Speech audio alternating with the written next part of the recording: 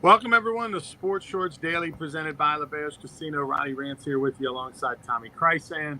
TK is over at Tremonti's Meat and Seafood. I'm joining you from Natchitoches, the home of the Louisiana Sports Hall of Fame induction weekend. And we're presented by LaBear's Casino, where you can watch all the action for every sporting event. Get those futures bets in over at the Barstool Sports.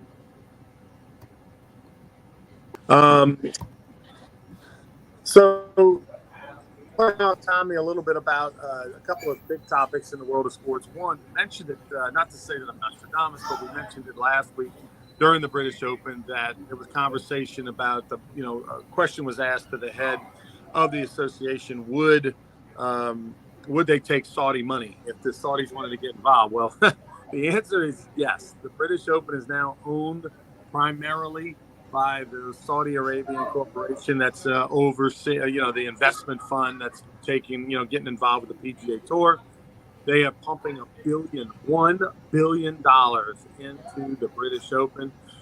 The prize money has doubled at the British Open over the last 10 years. They need some help with the funding. Saudi said, here we are. And I'm telling you, Tommy, this will be a slow, gradual takeover. Just like everything's owned by China now in the world, and there's so many things that are Chinese owned in the United States that you don't know about, or investment. The same is going to happen with the Saudis, and they may just not be as quiet about it. So the British Open is going to be run by them. Big news in the world of sports in the NFL. How about the New Orleans Saints? I mean, if this was 2000, probably 15, we'd be fired up about Jimmy Graham, Max Garcia, Trey Turner. These are all free agent acquisitions that 6 years ago, we'd be like, hell yeah, Super Bowl, baby. Now it's like, do they have anything left in the tank? But Jimmy Graham, the former superstar when he was with Drew Brees 10 years ago, remember he led the NFL in touchdowns in 2013, touchdowns receptions that year, and looked like he was going to be the franchise face. Him and Brees were going to roll into the sunset forever, throwing alley-oop touchdown passes to each other in the end zone. Well, that relationship didn't work out. He went elsewhere, and he hasn't been the same. Trey Turner, the former New Orleans native who played for LSU, who's been a great Carolina Panther, who is a little bit on the back end of his career probably. He's coming home to play for the Saints, and then Max Garcia has been a part of some Super Bowl winners. What's your thoughts, Tommy? Well, it's a guys with experience. That the snaps they played, the games they played. A lot of coaches you can't trade much for experience. They want guys that have done it. They want to know they have players who've been there, done that. And with these three guys, they've got the numbers, they've got the starts, they've got the snaps, they got the accolades, they got a Super Bowl ring for Garcia. And Turner's from St. Augustine High School and LSU. And look, the Saints opened full practice today. All the players are in, the veterans, the rookies. It's open to the fans for those of you down in Metairie on Airline Highway. I don't know if you got to buy tickets. I don't know all that. But we'll get some reports later today from Coach Dennis Allen, maybe some comments from Graham, Turner, Garcia, Derek Carr. As the Saints info is going to start flowing out today, even more so than in the past. But I like the acquisitions, and if they can end up helping the team win games, I think the Saints are going to win the South. I'm going to say it again, just because the South's so bad and the other three teams have got more question marks than the Saints have. And I'm going to kind of hang my hat on Derek Carr. That's going to be an improvement for the Saints. And Michael Thomas is back, as they say they're going to be. You got Demario Davis leading the defense. I mean, I think the Saints are going to be a little better than some people think. I go over to 9 or 9.5 wins, whatever you can find on that. So I'm kind of, I don't know, I'm kind of feeling the Saints thing today.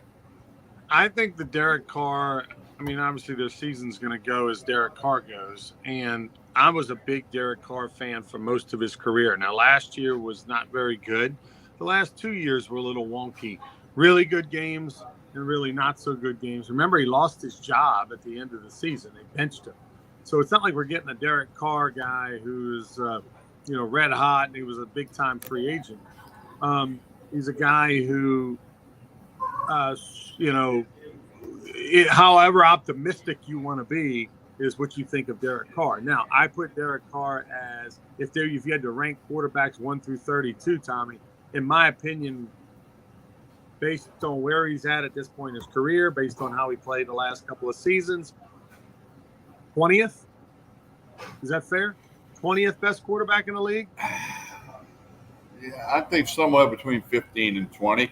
In Las Vegas and Oakland before that, the turnover on the coaching staff was significant, from head coach to coordinator to everything. And I'm not making an excuse for him, but that's got to be a little tough on a quarterback who's got to learn a new system, new lingo, the whole bit. But I think the talent is there, and this is the old change of scenery. You know that we've seen that work. We've seen it not work.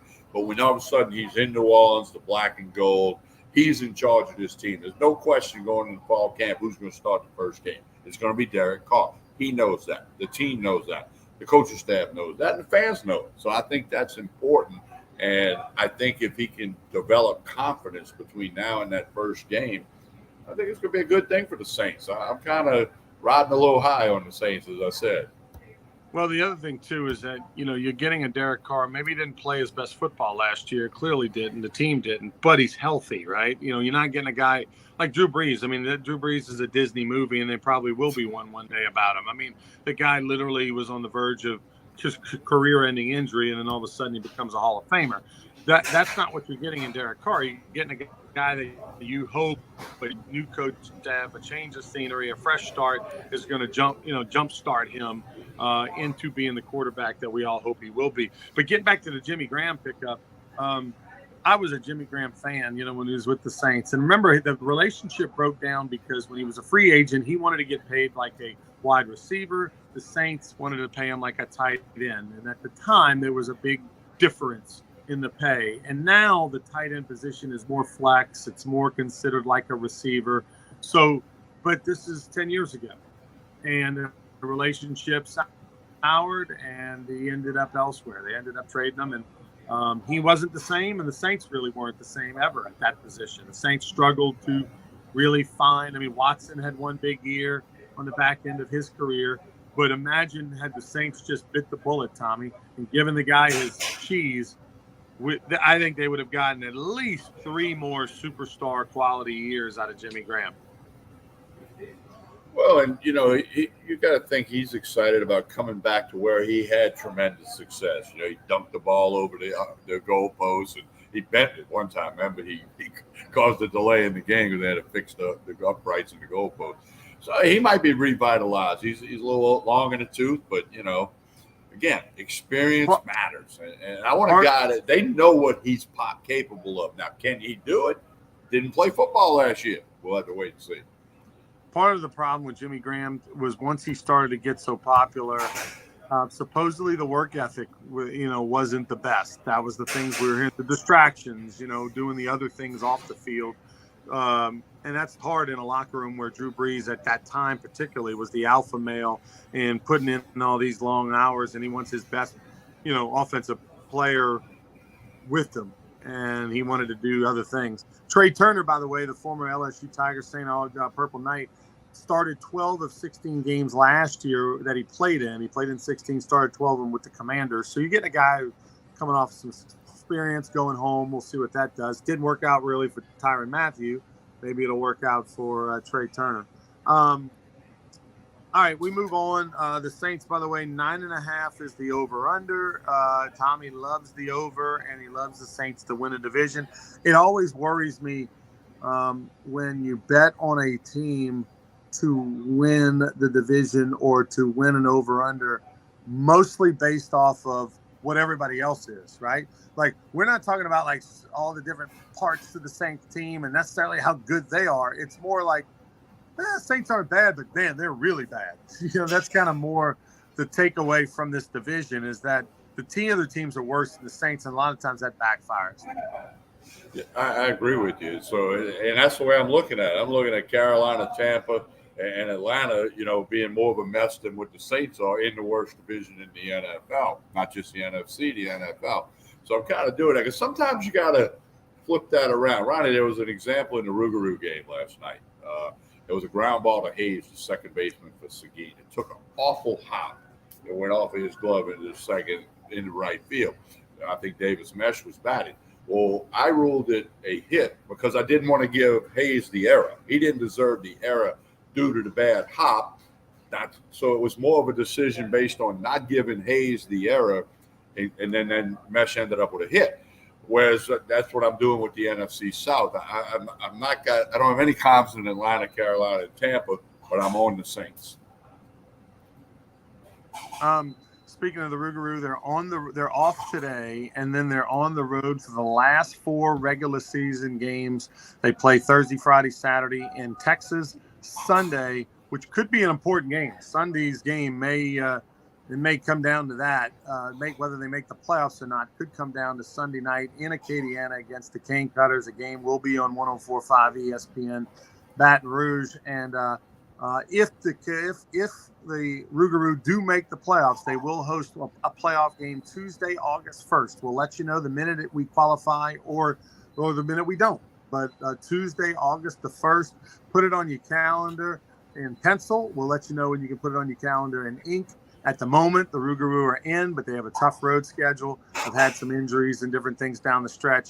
But Sunday night at Acadiana Cane Cutters, that game at 7 p.m. could be for all the marbles being in the playoffs or out of the playoffs, because the Cane Cutters are mainly the team that we're battling to get in. Yeah, it could be. And I got a question for you, Ronnie. And I know school's getting ready to start, and all the parents are getting school supplies. Do they still make pencils? They do, but not as many as they used to. I don't. I mean, I got grandchildren that are in school, but I'm not buying school supplies. So I didn't. I'm just trying to be silly there. But do they still make pencils? Think about it think about it when you and I were in high school, or just a little zipper bag, or even like 20, 25 years ago. If somebody would have said to you, "Hey, man, you want to invest in Number 2 Pencil Company?" You'd have been like, "Yes." The Number 2. Is there another brand? I mean, everybody knows about the Number 2 Pencil Company. I mean, Lee Corso's made it famous. Every ACT test you ever took, whatever. Like for years and years and years and years, the Number 2 Pencil Company was like IBM stock, and now the Number 2 Pencil Company is like the Rougarou stock. It's about worth the same. But yeah, I think the Rougarou are actually trending in a better direction than the Number 2 Pencil Company is, where there'll be a day where you probably don't have a Number 2 Pencil Company. And speaking of the Rougarou, we want to thank all the fans who came out during the regular season. We had 24 home games scheduled. We only played 23 due to weather, but we increased our attendance, from a year ago by 60%. So we appreciate everybody that supported us and whatnot. And I thanked everybody in the broadcast last night too. And here's the thing: what people have to do, you follow them on social media. They do a great job: Facebook, Instagram, Twitter, TikTok. Follow these road games. Follow the possible playoff game next Tuesday, August 1, and then through the off season, things will be done. And year 3 is going to be the year of the Rougarou. Year of the Rougarou coming up in year 3. All right, we lost Ronnie for a second. I think he'll be right back. Don't forget Sports Shorts Radio this Saturday, 10 a.m. to 12 noon, 104.5 ESPN Baton Rouge.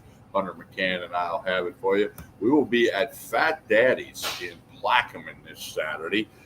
We'll have Ronnie on the phone. We'll have others on the phone. Still lining all that up. But Hunter McCann and I, Fat Daddy's in Plaquemine. Great sandwich, great food. You need to come on out and join us this Saturday morning. Yeah, I don't know where I dropped off at, Tommy, but I think I was just thinking the thing to come out. And I told him to connect on social media, keep up with these Final Four road games, the possible playoff game on Tuesday, August 1, and then throughout the off season, the social media will keep people informed. And I made a prediction, Ronnie. We always make predictions. Year 3 of Ronnie Rance owning the Rougarou is going to be the year. Year 3 will be the year of the Rougarou. They've been around longer, but year 3 under your ownership. Yeah, I think you're right. We've got some things that we're really excited to announce in about 2 weeks regarding, new management, new coaching staff, all that for 2024. We've got, I think, a much better plan in place to make sure we not only by the way, we increased our fans, Tommy, by like 68% from a year ago. An uptick of 68%. More fans this year came through the gate than a year ago, and we appreciate that. Thank the community, and Obviously, we want to just continue to build on it. Last night we had Bark at the Park, the Raising Cane 3. The dog was there. That was a huge hit, huge success. We appreciate everybody who came out, and we look forward. We're crossing our fingers. Tuesday, August 1st, that we'll have a playoff game at Pete Goolsby Field. We'll let you know when that happens. But also, I'm up in Natchitoches. The Louisiana Sports Hall of Fame is in full effect. We are literally one day away, Tommy, from tomorrow, 3:00 press conference. You can follow it on the Louisiana Sports Hall of Fame YouTube page.